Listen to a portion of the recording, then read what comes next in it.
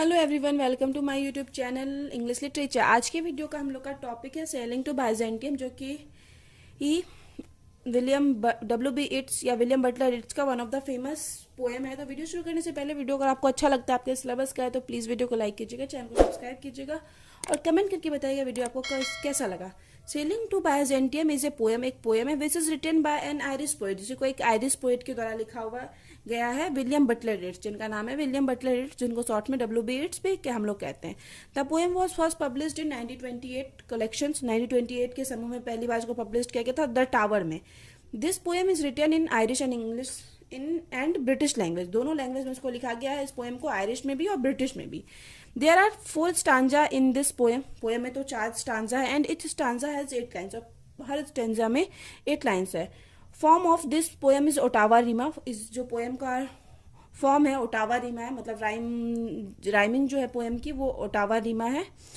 It uses a journey of Byzantium as a metaphor, और journey of Byzantium को as a metaphor use किया गया, as a metaphor यानी as a symbol use किया गया for a spiritual journey को दिखाने के लिए बाइजेंटियम को एज ए मेटाफर यूज किया गया है, एज ए सिंबल यूज किया गया है।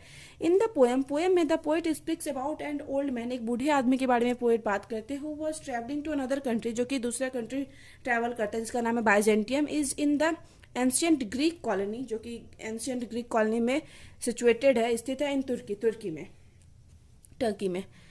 इन द फर्स्ट स्टांजा, अब पहले स्टांजा ऑफ द पोएम में द पोएट कहते हैं that the country in which is most probably Ireland, जिसमें पोएट हैं जिनका जो कंट्री है Ireland, is not fit for the old people, ये बूढ़े लोगों के लिए सही नहीं है, ऐसा पोएट कहते हैं। The young ones are busy in sensual pleasure, यहाँ सारे लोग जो भी जवान हैं, जो भी यंग है, सेंसुअल प्लेजर में बिजी हैं। In the trees, fishes in the river, all animals and the young human beings on the land are engaged in sexual activities, मतलब सारे के सारे लोग सेक्सुअल एक्टिविटीज में बिजी हैं, चाहे वो बर्ड्स हो ट्री पे या फिर मछली मतलब फिशेज हो रिवर में, नदी में, सारे एनिमल जो भी यंग लोग हैं सारे बिजी हैं। They are so busy in joy of sense, और काफी वो लोग मतलब आनंद ले रहे हैं इस चीज का, that they have no time, इसी वजह से क्या होता है ना, उनके पास इसलिए नो टाइम, कोई टाइम नहीं है फॉर द ओल्ड वन, बूढ़े लोगों के लिए।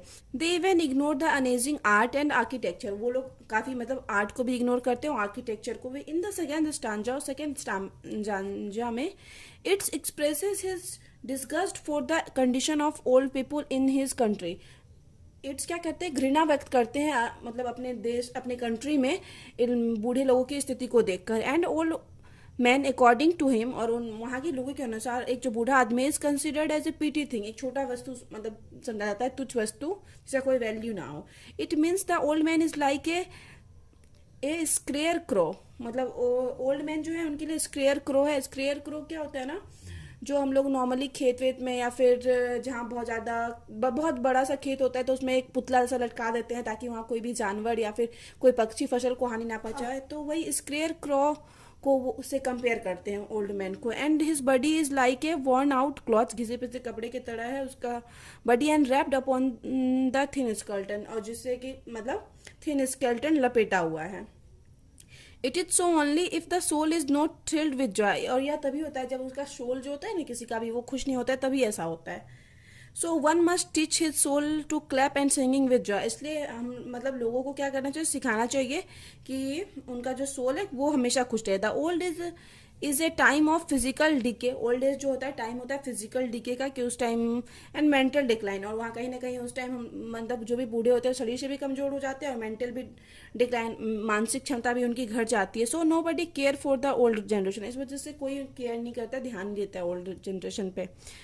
दे are not respected in this country, मतलब पोएट वहाँ की बात बोलते हैं कि वहाँ पे कोई भी रिस्पेक्ट नहीं करता है इस कंट्री में। Nobody wants them as they are useless creature, सभी मतलब को ऐसा लगता है वो लोग यूजलेस क्रिएचर्स है जिसका कोई उपयोग नहीं है, ऐसे जीव है।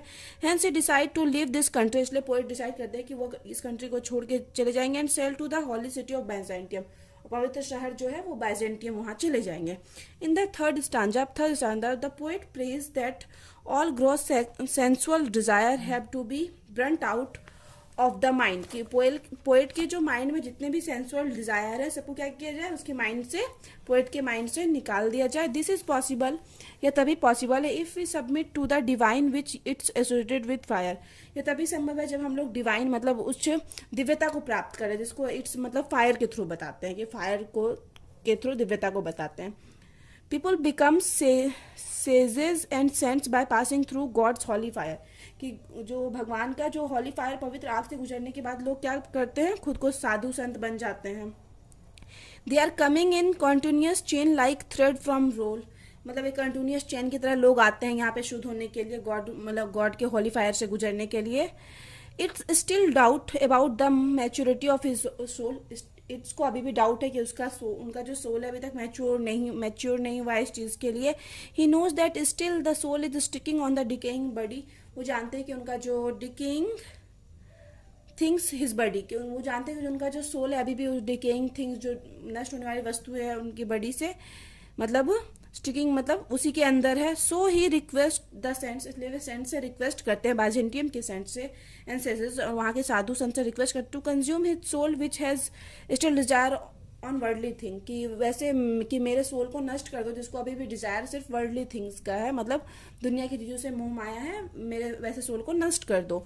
इन द फोर्थ स्टांजा, चौथे स्टांजा में, which is also the conclude stanza of the poem, जिसमें कि पोएम का स्टांजा भी कंक्लूड है. ही सेज दैट, वह कहते हैं, once his soul will leave this body, कि एक बार अगर उसका सोल जो इस बॉडी को छोड़ देता है, बॉडी को, शरीर को, he would never again return to it, वह कभी उसमें वापस नहीं जाना चाहेंगे. He will never again take any natural form, instead he will take an artificial form, कि वह कोई भी प्राकृतिक चीज़ का मतलब प्राकृतिक फॉर्म में नहीं जाना चाहेंगे, एक आर्टिफिशियल फॉर्म में रूप लेना चाहेंगे. He wishes to become a golden bird, उनका विश है मतलब उनकी इच्छा है कि वह एक गोल्डन बर्ड बन जाए.